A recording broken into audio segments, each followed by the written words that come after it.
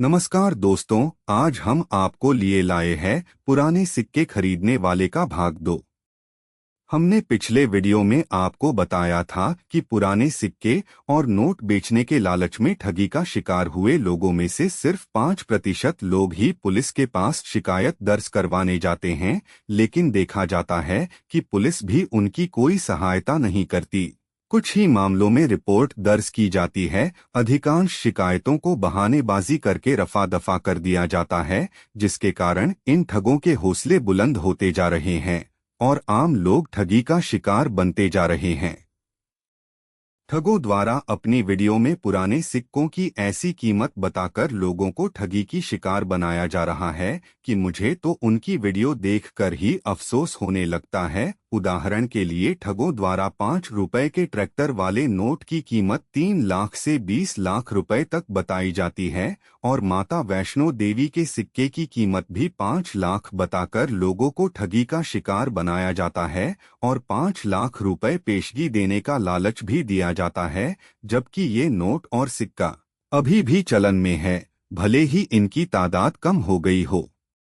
ये ठग ज्यादातर मध्य प्रदेश और राजस्थान में बैठकर ऐसे काले कारनामे कर रहे हैं, लेकिन सिम कार्ड अलग अलग राज्यों के इस्तेमाल करते हैं। वो आपसे जिस राज्य के सिम कार्ड से बात करेंगे अपनी लोकेशन भी उसी राज्य की बताएंगे, लेकिन वो वहाँ नहीं होते और सभी सिम कार्ड फर्जी दस्तावेजों पर लिए होते हैं। कोई इनसे मिलने की बात करे तो ये लोग मिलने से या तो साफ इनकार कर देते हैं या फिर दूर दराज के राज्यों के फर्जी पते बताते हैं।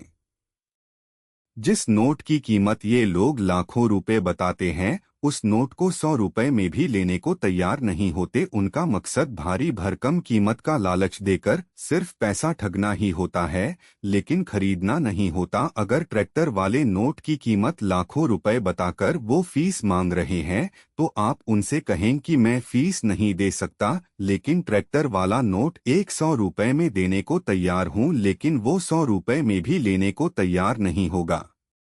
क्या वो इतने बड़े बेवकूफ हैं कि जिस नोट को वो लाखों रुपए में खरीदने का दावा करते हैं, वही नोट अगर 100 रुपए में मिल रहा है तो लेने से इनकार कर रहे हैं? लोकल मार्केट में खरीदारी करने के बाद दुकानदार आपको 5 रुपए के सिक्का लौटाते हैं, तो उसमें 10 से 20% सिक्के तो माता वैष्णो देवी के ही होते हैं। अगर फिर भी आपको यकीन नहीं होता, तो आप ट्रैक्टर वाला नोट या माता वैष्णो देवी के सिक्के इसकी मूल कीमत यानी 5 रुपए में ही मुझसे ले सकते हैं। आप खुद सोचिए कि अगर सच में ट्रैक्टर वाले नोट की कीमत 3 लाख से 20 लाख रुपए तक होती तो क्या मैं आपको ये नोट या सिक्का 5 रुपए में देने का ऑफर देता? अब आप खुद अंदाजा लगा सकते हैं कि पुराने नोटों और सिक्कों के नाम पर कितनी बड़ी ठगी हो रही है। 140 करोड़ आबादी वाले इस देश में रोजाना 100-200 लोगों को अपना शिकार बनाना इन ठगों के लिए कोई बड़ी बात नहीं है। ये ठग लोगों को झांसे में लेने के लिए भारतीय रिजर्व बैंक के फर्जी पत्र और दस्तावेज भी दिखाते हैं। आप उन दस्तावेजों को लेकर भारतीय रिजर्व बैंक में जाकर पूछताछ करेंगे तो भारतीय रिजर्व बैंक उन्हें फर्जी बताएगा।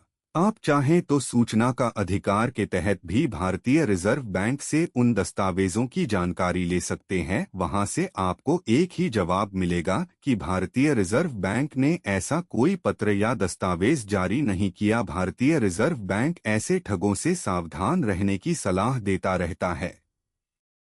ठगों द्वारा कागजी कार्रवाई के नाम पर आपसे मंगवाए जाने वाले आधार कार्ड और बैंक पासबुक की कॉपी आपकी भारी मुसीबत में डाल सकती है। इन दस्तावेजों का गलत इस्तेमाल करके हर तरह के सरकारी दस्तावेज जैसे कि वोटर कार्ड, पासपोर्ट, नया SIM card, ration card, bank खाता आदि बनवाए जा सकते हैं, जिसका गलत इस्तेमाल किसी आतंकी की जमानत करवाने, कर्ज लेने, किसी आतंकी को विदेश भगाने में मदद करने, फर्जी फर्म बनाकर टैक्स चोरी करने जैसे अनेकों काम किए जा सकते हैं, जिसके नतीजे खतरनाक हो सकते हैं और आपका जीवन नरक बन सकता है। कहने को तो अभी बहुत कुछ है, लेकिन वीडियो ज्यादा बड़ी हो जाएगी। बस मेरी यही सलाह है कि इन ठगों से सावधान रहें। जरूरत पड़े तो इनके खिलाफ पुलिस को शिकायत दें।